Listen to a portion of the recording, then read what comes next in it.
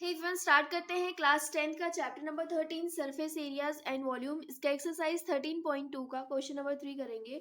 Question number 3 में क्या given है, a gulab jamun contains sugar syrup up to about 30% of its volume. तो एक गुलाब जामुन है जिसके अंदर शुगर सिरप कितना है, 30% ऑफ इट्स वॉल्यूम। उस गुलाब जामुन के वॉल्यूम का 30% क्या है, शुगर सिरप है। जैसे मैं मान लेती हूँ कि अगर गुलाब जामुन का वॉल्यूम 100 सेंटीमीटर क्यूब है, तो उसमें से 100 का 30% मतलब 100 का 30%, 100 का 30% कितना होगा, वैसे 30 होता है, यहाँ से हम निकालेंगे तो 30 जो सेंटीमीटर क्यूब है वो क्या होगा, शुगर सिरप होगा। हमें क्या करना है, find approximately how much syrup would be found in 45 gulab जामुन। तो हमें बताने हैं कि 45 गुलाब जामुन के अंदर कितना शुगर सिरप होगा, वो हमें बताना है। तो अगर हम एक का पता कर लें तो फिर इसके बाद 45 से मल्टीप्लाई करके हम आंसर निकाल सकते हैं। ईच शेप्ड लाइक, अच्छा उसका शेप बताया गया है, गुलाब जामुन का शेप कैसा है, each shaped like a cylinder with to hemispherical and. तो एक जैसे सिलेंडर है और सिलेंडर के जो एंडिंग पे है वो क्या लगाया गया, हेमिस्फेरिकल शेप में है। जिसकी लेंथ क्या दी हुई है, पूरी लेंथ यहाँ पे गुलाब जामुन की लेंथ 5 सेंटीमीटर दी हुई है और इसका डायमीटर 2.8 सेंटीमीटर दिया हुआ है। तो हमें सबसे पहले जो गिवन है उसको हम लिखते हैं। गिवन में हमें सोल्यूशन स्टार्ट करते हैं। हाई ये पूरी लेंथ दी हुई है और देखो डायमीटर दिया हुआ है, कितना डायमीटर दिया है, 2.8 सेंटीमीटर। 2.8 सेंटीमीटर दिया हुआ है। तो अगर हम इसका क्या निकालेंगे, रेडियस निकालेंगे, तो क्या रेडियस निकल के आएगा, रेडियस इज इक्वल टू 2.8। हम जानते हैं कि उसका हम आधा करते हैं, 2 से डिवाइड कर देते हैं तो 2 वन जा और 2 फोर जा 8। तो आर की वैल्यू कितनी आ गई, 1.4 सेंटीमीटर। फिर इसके बाद हमें अब क्या निकालना है, हाइट निकालना है, सिलेंडर की हाइट निकालनी है। देखो हमें इसका एक गुलाब जामुन का क्या करना है, वॉल्यूम निकालना है।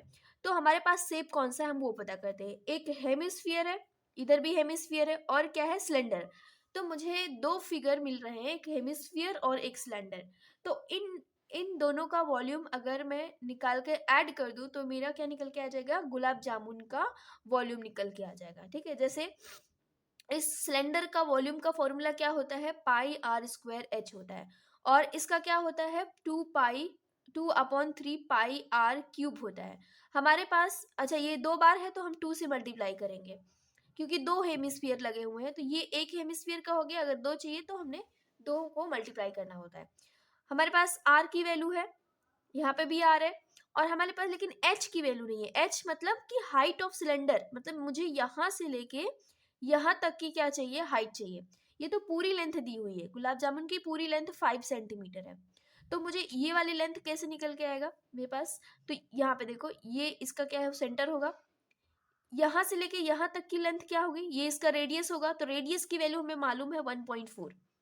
सेम इसी तरीके से अगर मैं इधर की बात करूँ तो इधर क्या होगा, ये भी रेडियस होगा, इसकी भी वैल्यू हमें पता है 1.4।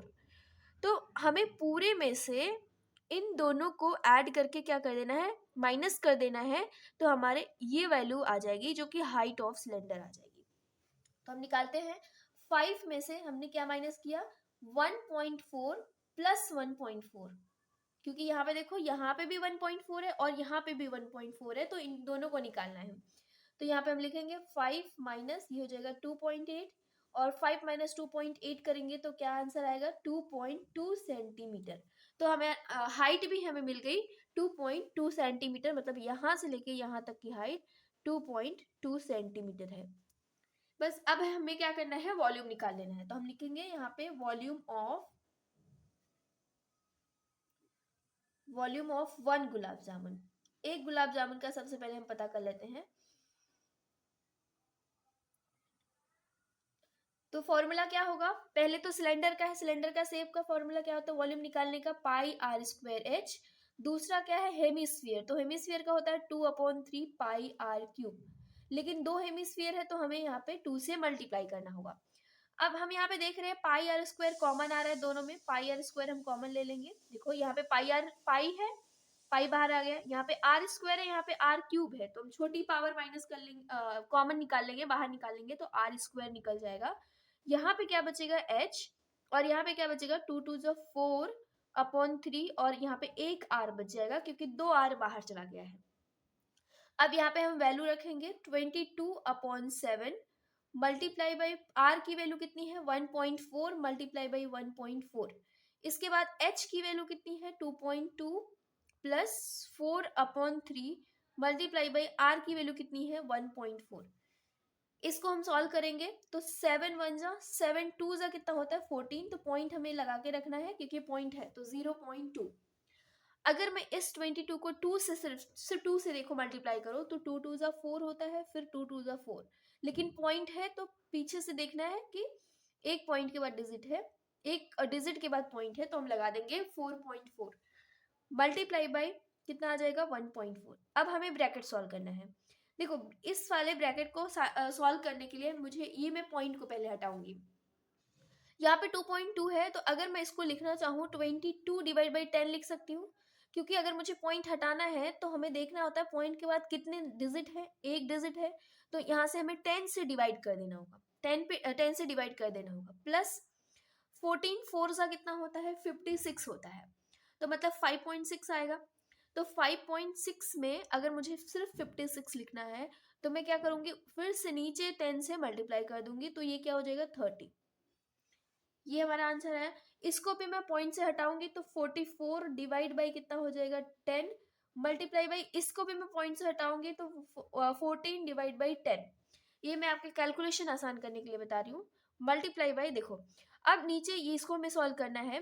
ये 10 के टेबल में 30 कितनी बार आता है 3 बार आता है, तो नीचे हमें डिनोमिनेटर को सेम करना है। तो अगर मुझे इसको 30 बनाना है, इसको भी 30 बनाना है, तो मैं क्या कर सकती हूँ, ऊपर नीचे 3 से मल्टीप्लाई कर सकती हूँ।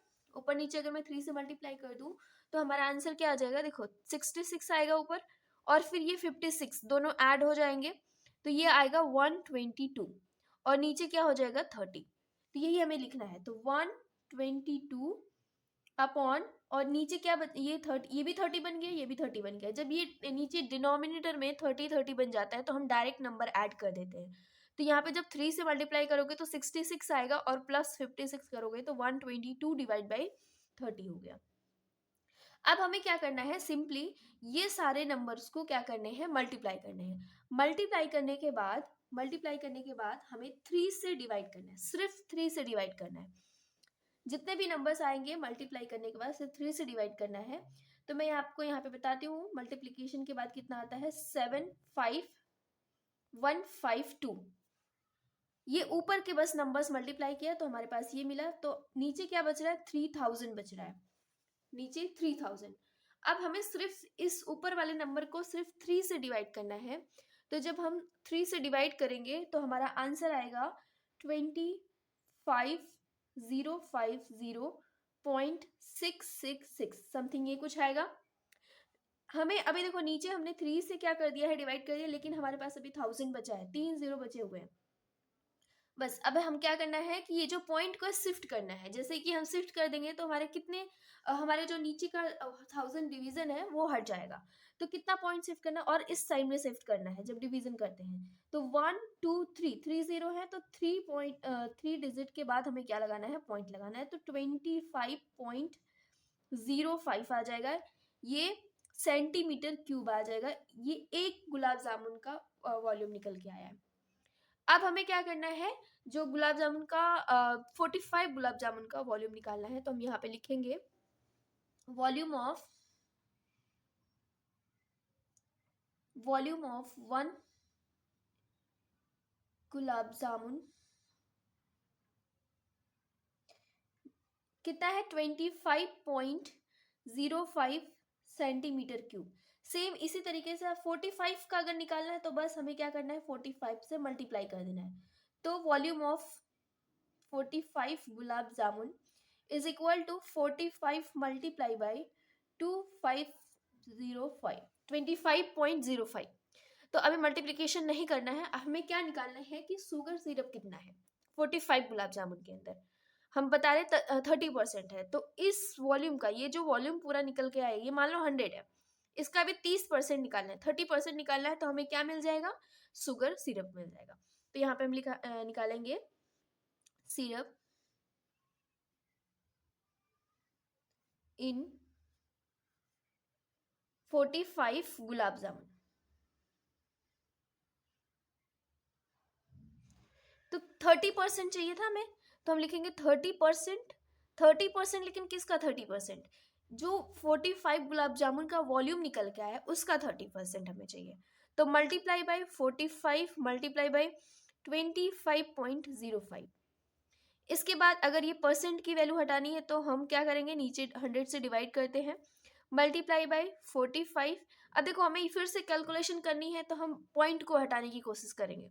देखो यहाँ पे अगर ये पॉइंट हटेगा तो 2505 होगा, लेकिन ये पॉइंट हट के फिर क्या आ गया, पॉइंट के बाद देखना है कितने डिजिट है, टू डिजिट है, तो नीचे बस क्या करना है, 100 से डिवाइड कर देना है। 3 डिजिट होते तो 1000 से करना होता है। इसी तरीके से हम करते हैं, तो 0 से 0 कैंसिल हो गया। अब हमें क्या करना है, सबसे पहले ये नंबर मल्टीप्लाई कर दो, तो 45 3 होता है 135। 135 मल्टीप्लाई बाई 2505, और नीचे क्या बच रहा है, 30 बच रहा है, 123 मतलब 1000 बच रहा है। अब कुछ नहीं करना है, बस इन नंबर को मल्टीप्लाई करो सिंपली, जैसे मल्टीप्लाई करते हो। मल्टीप्लाई करने के बाद हम लिखेंगे, जैसे हमारा आंसर आता है 338175, ये हमारा आंसर आता है इन नंबर्स को मल्टीप्लाई करने के बाद। नीचे क्या है, 1000 है। अब ये हमें 1000 को हटाना है, तो पीछे से देखो 3 0 है ना, तो पीछे से 3 डिजिट के बाद क्या लगा दो, पॉइंट लगा दो। तो 1 2 3, तो पॉइंट कहाँ पे जाएगा, 338.175। तो हमारे ये नीचे जो 1000 था वो हट गया। अब ये क्या आया है, ये सीरम का क्वांटिटी आया है कि शुगर सिरप कितना है।